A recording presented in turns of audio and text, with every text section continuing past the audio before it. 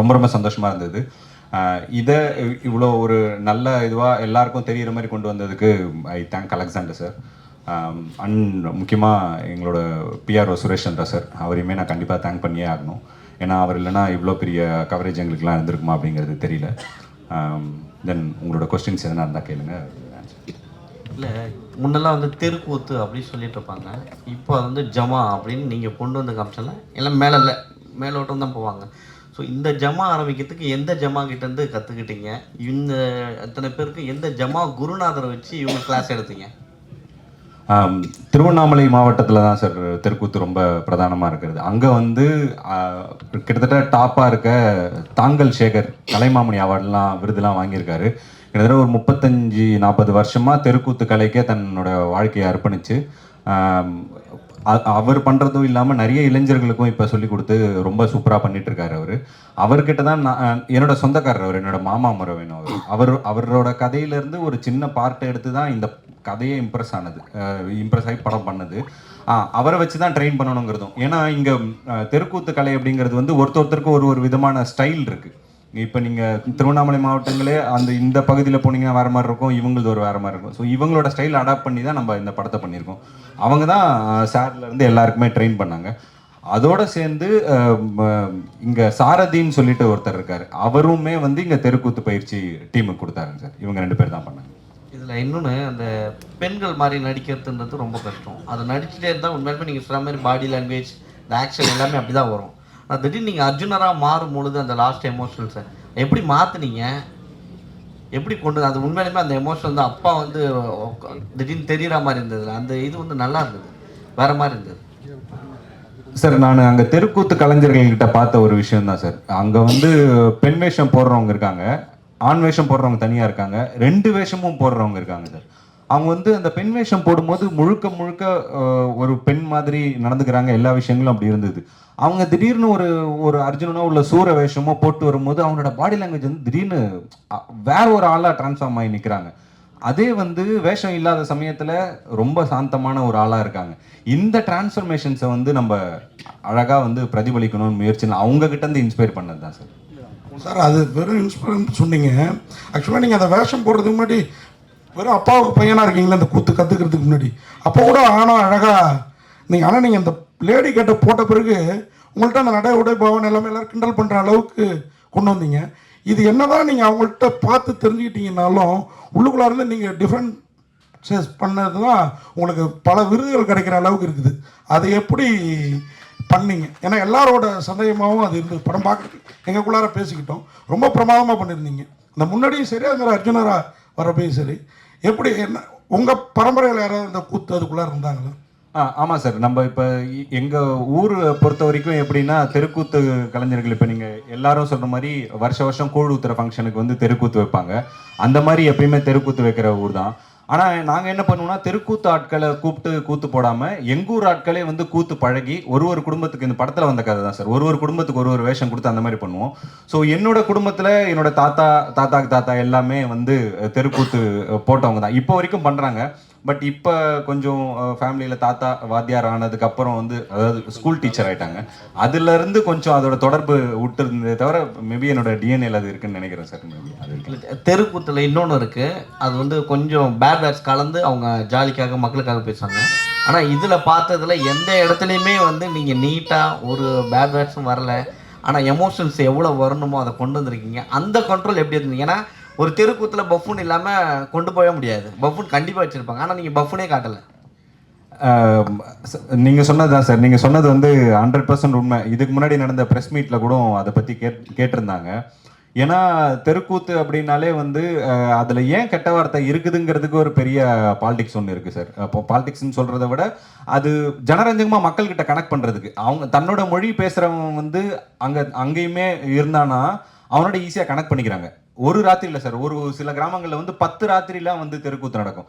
So அவனை எப்படி எங்கேஜாக வச்சுக்கணும் போது அவன் மொழியை பேசுவோம், அவன் பேசுகிற வார்த்தைகளை பேசுவோம் அப்படின்னு ஆரம்பிச்சது தான் இது. நான் முன்னாடியே சொன்ன மாதிரி ஒரு வேளை அதை அப்படியே அவங்க பேசுகிறத அப்படியே வச்சுருந்தேன்னா சென்சாரில் எப்படி இருந்திருக்குன்றது எனக்கு தெரியல சார். அந்த ஒரு பயம் தான் நான் பஃபூனை காட்டாது சார். ஏன்னா நீங்கள் சொல்கிற மாதிரி பஃபூன் தான் அதை ஆரம்பித்து வைப்பாங்க. அவங்க எந்த அளவுக்குன்னா அது ரொம்ப பீக் சார், அது நம்ம தொடவே முடியாது சார். ஏன்னா சின்ன சின்ன வார்த்தைகள் கூட சென்சார் ரொம்ப கவனமாக இருக்காங்க. இதிலவே நீங்கள் பார்த்துருவீங்க, ஒரு நெடுக மியூட் அங்கங்கே இருந்திருக்கும். அது ரொம்ப ரொம்ப நீங்கள் சொன்னா இது பெரிய கெட்ட வார்த்தை கிடையாது, பட் ஸ்டில் அதை கூட கான்சியஸாக பார்க்குறாங்க சார். ஸோ அந்த முடிவு தான் சார் அது. சார் ஆனால் அதெல்லாம் எல்லாமே ஜனரஞ்சகமாக இருந்தது, படம் எக்ஸ்ட்ரானரியாக இருக்குது. தேங்க்யூ. அது என்ன மாதிரி நிறைய பேர் கேள்வி கேட்க இந்த படத்துக்கு வெயிட்டிங்கு. ஆனால் நான் ஒரே கேள்வியில் ஒரு 2-3 கேள்வியை கேட்டுடுறேன். ஒன்று நீங்கள் அந்த அப்பா கேரக்டர் பிரமாதமாக பண்ணியிருக்கிறாரு, எல்லாருமே பண்ணியிருக்காங்க. சேத்தன் சார்லாம் எக்ஸ்ட்ரானரி. அவர் அந்த குளிக்கிறப்ப விரோதியாக இருந்தாலும், சேத்தன் சார் விரோதியானாலும் நமக்கு விரோதிங்கிறதுக்காக புள்ள விரோதியாக இருக்கணும்னு இல்லை, நமக்கு பிடிக்கலைங்கிறதுக்காக செய்யக்கூடாது. அவர் ஒரு அப்பாவாக ரொம்ப பெருந்தன்மையாக இருந்துக்கிட்டாரு. ஆனால் நீங்கள் போய் அவங்க டீம்லேயே சேர்றீங்க, நீங்கள் வழக்கமாக இப்போ உள்ள பிள்ளைங்க மாதிரியே இருக்கீங்க. அது என்ன காரணத்தினால அப்படி ஒரு சீன் வச்சிங்க? அதே மாதிரி கிளைமாக்ஸில் அபிராமி கூட நீங்களோ இல்லை அந்த இன்னொருத்தர் உங்களுக்கு சப்போர்ட்டாக வராருல அந்த ஊர் தலைவரோட பையன், அவரோ ஜோடி சேருவீங்கன்னு பார்த்தோம், அங்கே போகவே இல்லை. எங்கள் எதிர்பார்ப்பு வேணும்னே பொய்யாக்கிட்டீங்களா? அப்புறம் அதுக்கு மேலே இந்த பூனை எக்ஸ்ட்ரானரி கேரக்டர் அது. அவர் ஆனால் உங்களை புளியாக்குறதே அவர் தான். அதை எப்படி உருவாக்குனீங்க? இது 3த்துக்கும் பதில் சொல்லுங்கள் சார். முதல்ல அப்பா கேரக்டர் பற்றி சொல்லிடுறேன் சார். நீங்கள் சொன்ன அந்த சீன் எனக்கு ரொம்ப ரொம்ப பிடிச்ச ஒரு பர்சனலான ஒரு சீன் தான். ஏன்னா எங்கள் அப்பா கிட்ட நான் சொல்லணும்னு நினச்சது தான் படத்தில் டைலாகாக வச்சுருக்கேன் சார். ஏன்னா வீட்டில் அது அப்பா சொல்கிறத கேட்கக்கூடாது அப்படிங்கிறதுக்காக இல்லை, அந்த அந்த அந்த ஜமாவே அப்பாக்காக தான் அவன் மீட்டெடுக்க முயற்சி பண்ணுறான். அதுக்கான தொடக்கமாக அது மேபி அதோட தொடக்க காரணம் வேறவா இருந்திருக்கு அவனுக்கு. பட் ஒன்ஸ் அதுக்குள்ளே போனதுக்கப்புறம் தன் அப்பாக்காக தான் அதை மீட்டெடுக்கிறான். அப்படி ஒரு விஷயமா தான் அதை பார்த்தது. இன்னொன்று ரெண்டாவது அபிராமி பற்றி நீங்கள் கேட்டிருந்தீங்க. அந்த கேரக்டருக்கு நாங்கள் ஒரு பெரிய கன்க்ளூஷனே வச்சுருந்தோம் சார். பின்னாடி ஒரு சாங் வச்சு ஒரு ப்ராப்பர் கன்க்ளூஷன் இருந்தது. பட் அது நீங்கள் சொல்கிற மாதிரி ஜனரஞ்சகமான படமாக மக்களுக்கு கொடுக்கணும் அப்படிங்கிறதுனால ஒரு சில விஷயங்கள் எடிட்டில் இது பண்ண வேண்டியதானு சார். பட் ஆஃப்டர் ரிலீஸ் கண்டிப்பாக அந்த சாங் வரும். அது நீங்கள் கேட்ட எல்லா எண்டும் அதில் இருக்குது சார். தென் தேர்டு பூனை ரொம்ப ஃபேவரட்டான ஒரு கேரக்டர் சார், ரொம்ப ரசித்து எழுதின ஒரு கேரக்டர். கிராமங்களை பொறுத்த வரைக்கும் இந்த நண்பர்கள் இருக்காங்கல்ல சார், நண்பர்களோட வயசு வித்தியாசம் சூப்பராக இருக்கும் சார் பார்க்குறதுக்கு. ஏன்னா சேம் ஏஜ் நண்பர்களே கண்டிப்பாக இருக்கவே மாட்டாங்க. ரொம்ப திடீர்னு ஒரு தாத்தாவும் ஒரு குட்டி பையனும் நண்பர்களாக இருப்பாங்க. இதில் இன்னொன்று ரொம்ப மிக முக்கியமாக இந்த கல்யாணம்ன்ற கேரக்டரோட நண்பர்களை தேர்வு செஞ்சதில் ஒரு இது என்ன இருந்ததுன்னா, யாரெல்லாம் இவனை ஜட்ஜ் பண்ண மாட்டாங்களோ அவங்கள தான் நண்பர்களாக வைக்கணும்ட்டு சார். ஒரு சின்ன பையன் கண்டிப்பாக இவனை ஜட்ஜ் பண்ண மாட்டான், அவனோட இதை பற்றி கிண்டல் பண்ண மாட்டான். இன்னொன்று இவர் தெருக்கூத்து கலையை பற்றி தெரிஞ்ச ஒரு ஆள். ஸோ அவருக்கு அது என்னன்றது இன்னொன்று புரியும். இன்னொன்று கண்டிப்பாக குடிகாரனும் அந்த மாதிரி இது பண்ண மாட்டாங்கிறதுனால தான் அந்த நண்பர்களை கான்சியஸாக அப்படி வச்சது சார். சார் இளையராஜா பிரமாதமாக பண்ணியிருக்காரு. அவர் தான் இந்த படத்தை தூக்கி நிறுத்தியிருக்கார். இந்த படத்தை பார்த்துட்டு அவர் என்ன சொன்னார் சார்? அதான் சார், படம் சார் ராஜா சார் பற்றி உங்களுக்கு நல்லாவே தெரியும். சார் ரொம்ப ரசித்து ரொம்ப பிடிச்சி இந்த படத்துக்கு இசையமைச்சாங்க. இந்த படத்தை பற்றி சொல்லும்போது என்கிட்ட ஒரு சில நாள் சொன்னார், ரொம்ப ரொம்ப ஆத்மாத்மா ரொம்ப உண்மையாக பண்ணியிருக்கீங்க, டிஃப்ரெண்ட்டாக ட்ரை பண்ணியிருக்கீங்க. ஸோ நான் என்னோடய மியூசிக்லேயும் நான் டிஃப்ரெண்ட்டாக ஒரு விஷயங்களை ட்ரை பண்ணுறேன். நான் எப்பயும் வழக்கமாக உபயோகிக்காத இன்ஸ்ட்ருமெண்ட்ஸ்லேருந்து ரொம்ப தேர்ந்தெடுத்து டிஃப்ரெண்ட்டான இன்ஸ்ட்ருமெண்ட்ஸ் யூஸ் பண்ணாருங்க சார். அவர் சொன்னார், எனக்கு ஒரு சில இடங்களில் இது விருப்பமாக இல்லாமல் இருக்குது, இருந்தாலும் இந்த கதைக்கு இந்த உலகத்துக்கு இது தேவைப்படுது அப்படின்னாரு. நான் அப்போ கூட நான் சார்கிட்ட சொன்னேன், சார் உங்களுக்கு பிடிச்ச மாதிரி கூட நம்ம அந்த விருப்பம் உள்ளதாகவே போகலாம் சார்னு சொல்லும்போது கூட அவர் ஒரு வார்த்தை சொன்னார், அப்படி இல்லை, இந்த கதைக்கு என்ன தேவையோ அதுதான் பண்ணணும், ஆடியன்ஸுக்கு புதுசான ஒரு எக்ஸ்பீரியன்ஸ் கொடுக்கணும், நீ டிஃப்ரெண்ட்டாக தானே படம் எடுத்திருக்க, நம்மளும் டிஃப்ரெண்ட்டாக முயற்சி பண்ணலாம் அப்படின்ட்டு தான் சார் சொன்னார்.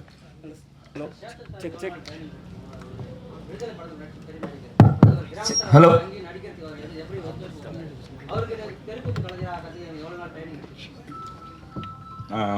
நீங்கள் சொன்ன மாதிரி சார் ஒரு ரொம்ப சிறந்த நடிகர்.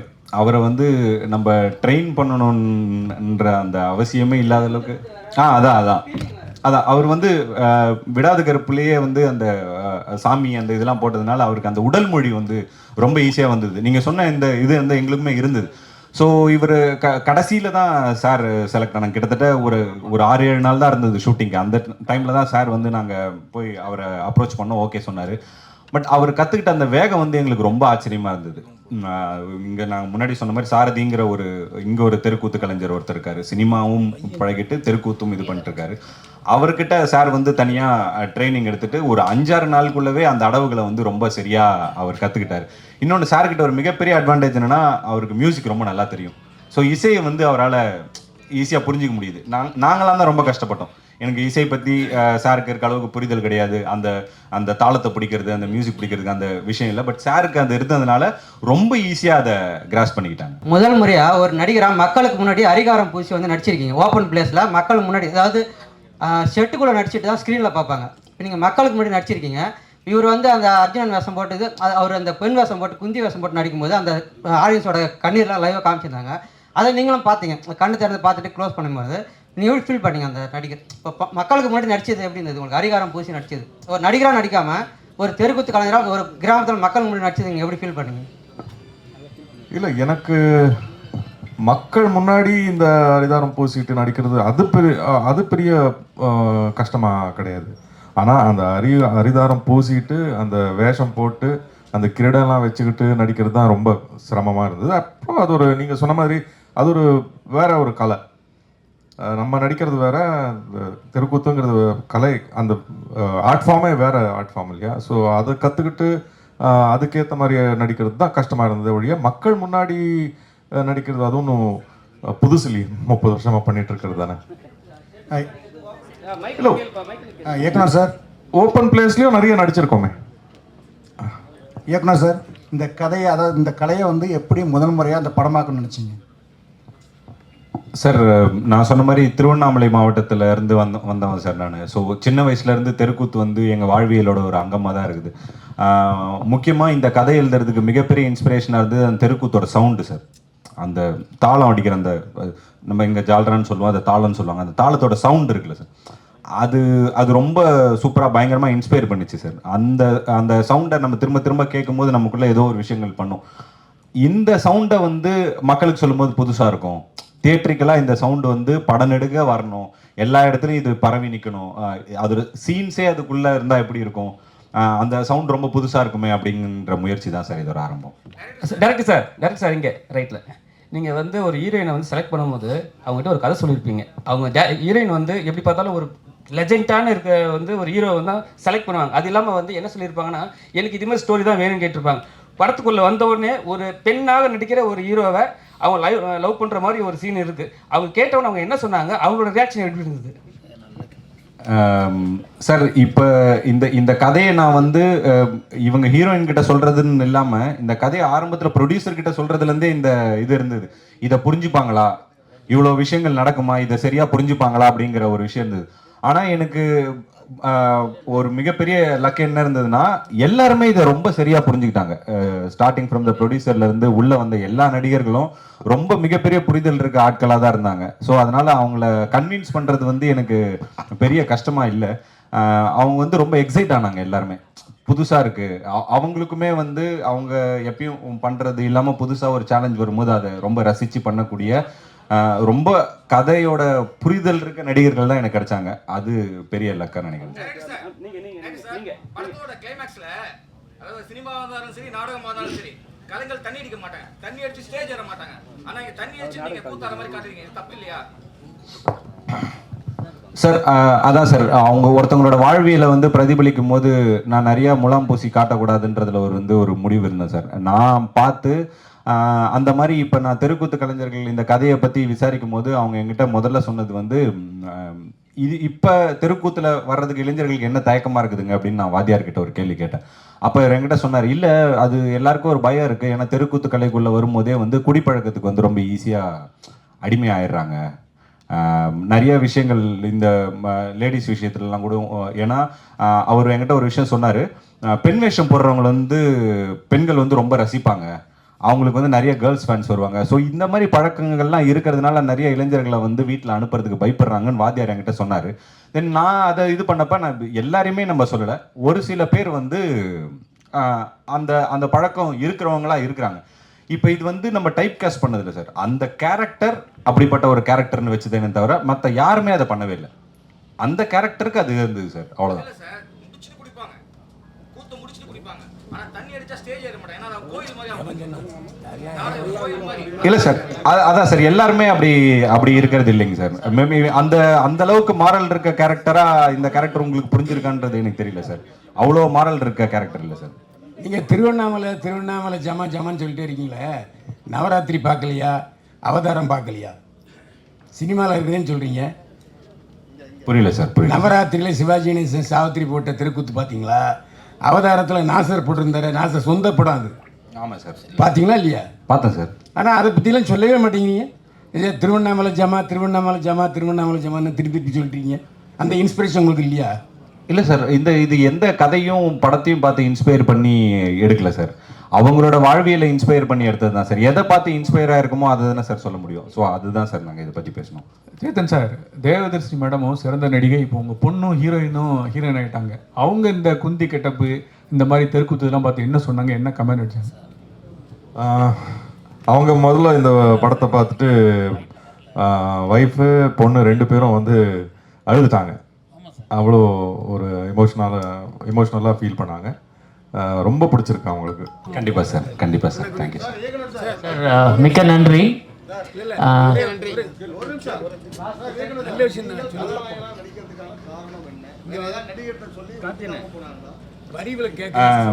இல்லை சார், முதல்ல வந்து நடிகன் ஆகிறதுக்காக தான் சினிமாக்குள்ளவே வந்தேன் சார். ஸோ மைம் கோபி அண்ணங்கிட்ட வந்து நடிப்பு கற்றுக்கிட்டு அப்படி தான் சார் அப்படி தான் இந்த பயணமே வந்து ஆரம்பிச்சது. ஸோ ஒரு 10 வருஷமாக சின்ன சின்ன வேஷங்கள் நிறையா நடிச்சிருக்கேன் சார். ஸோ நம்ம முதல்ல வந்து அப்படி பெரிய ரோல் எதுவும் பிரேக் த்ரூ ரோல் நமக்கு கிடைக்கலன்னும் போது நமக்காக நம்ம ஒன்று எழுதணும் அப்படின்னு ஆசைப்பட்டு எழுதுனது தான் சார் இது. அப்படி எழுதும் போது இன்னும் நம்மளோட ஸ்ட்ராங்கஸ்டான ஒரு இதுலேருந்து எழுதுவோன்ட்டு தான் தெருக்கூத்து பற்றி பண்ணது சார். அதுதான் சார், வேறு யாருமே அப்ரோச் பண்ணல சார். Thank you sir. தெருக்கூத்து கலைஞர்களுக்கு கலைமாமணி விருதுலாம் அரசாங்கம் கொடுக்குது. இந்த படம் வந்து வரி விலக்கு பெற்றுச்சுன்னா உங்களுக்கு கொஞ்சம் லாபமாக இருக்கும். ஏன்னா ப்ரொடியூசர் மட்டும்தான் அழுதாரு, நோய் இவங்க ஏரியாவே போகலன்னு. மற்றவங்கெல்லாம் சிரிச்சுக்கிட்டு இருக்கீங்க, அவர் பாருங்க.